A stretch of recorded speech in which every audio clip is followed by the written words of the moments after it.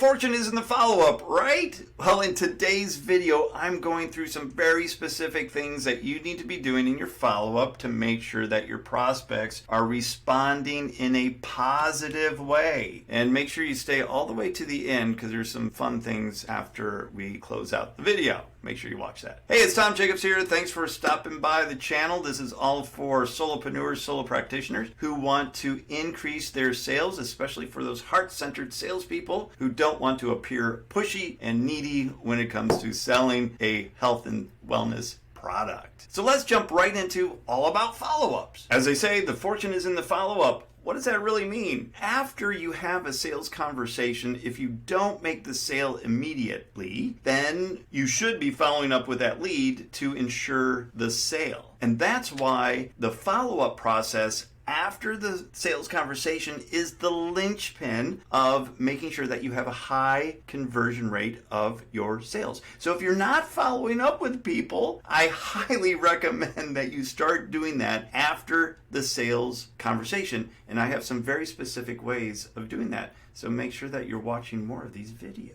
If fortune really is in the follow-up, then why don't more salespeople do it? And is it really a critical aspect of the sale? So there's really two camps. And I'm a big believer that if you have a product and a service that people want, you should be priming those prospects before the sales conversation so that when they do get on the sales conversation, you make the sale in one conversation. And the lead needs to go back and think about it a little bit. How do you then follow up and why is that important? You're following up on a regular basis, not to be needy, because that's going to make you sound, well, like a jilted boyfriend or a girlfriend. You don't want to be like that. But you also need to make the sale as well and help more people. So having a consistent follow-up process after the sale to give more value to your product or service will help to bring that lead around and ultimately make a sale. One of the big fears that I hear all the time from salespeople is they don't want to sound needy by following up with people. And ultimately, you shouldn't be sounding needy as well when you're following up with your prospects, because a prospect isn't going to respect you if you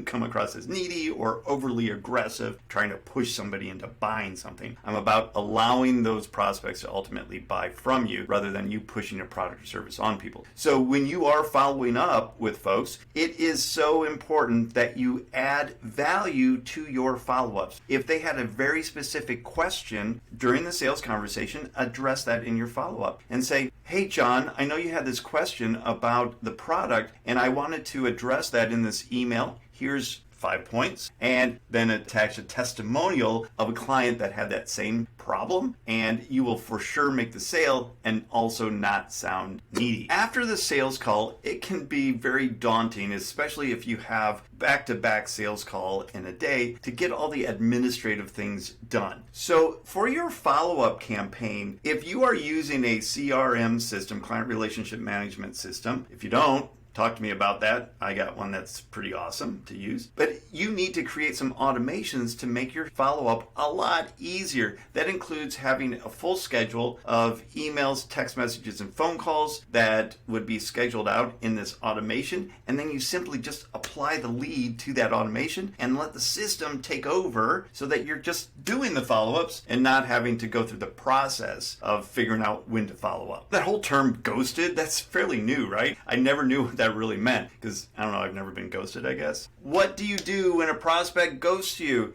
Do you just keep texting them, keep calling them, showing up at their doorstep, knocking on their door? No, of course not. You don't want to appear again like you're needy and you're desperate for the sale. You should be sending an email that prompts a reply. And the best thing that prompts a reply is a question. And the question shouldn't be, hey, I'm following up to see if you want to buy my product. But if you say to somebody, hey, prospect, where should we go from here? And this is like the new approach to sales. And if you follow other sales trainers, you're going to hear this same. You're going to say, hey, what's our next step? How would you like to proceed going forward? You put it in their corner and they're going to respond back to you because now there's an open loop in their head. And all of us humans want to close all open loops and answer all questions. What are the common mistakes that you should be avoiding when doing your follow-up? Well, the first is appearing needy needy and actually saying to people, hey, I'm just following up. Nobody's going to respond to that. The biggest thing to overcome is, one, making sure that you are following up, and two, you don't appear needy. So how do you do that? The most effective way is to schedule out your follow-ups in an automation so it just triggers and reminds you to send the email, send the video, send the testimonial.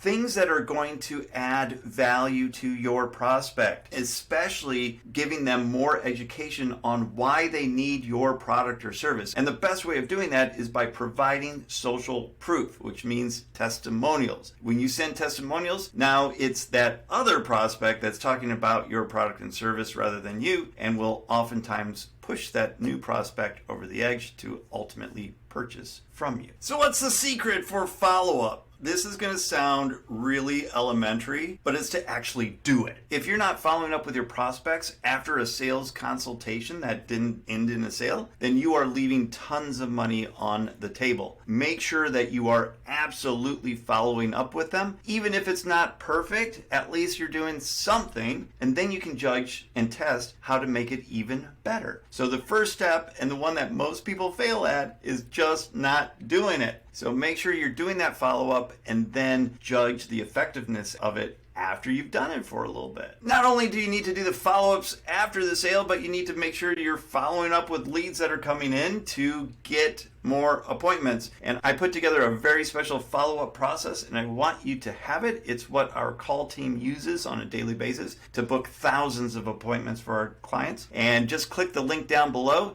where it says businessleadmaximizer.com/Monday, and you will soon have a full calendar of appointments. Grab that right now, and I will see you on the next video.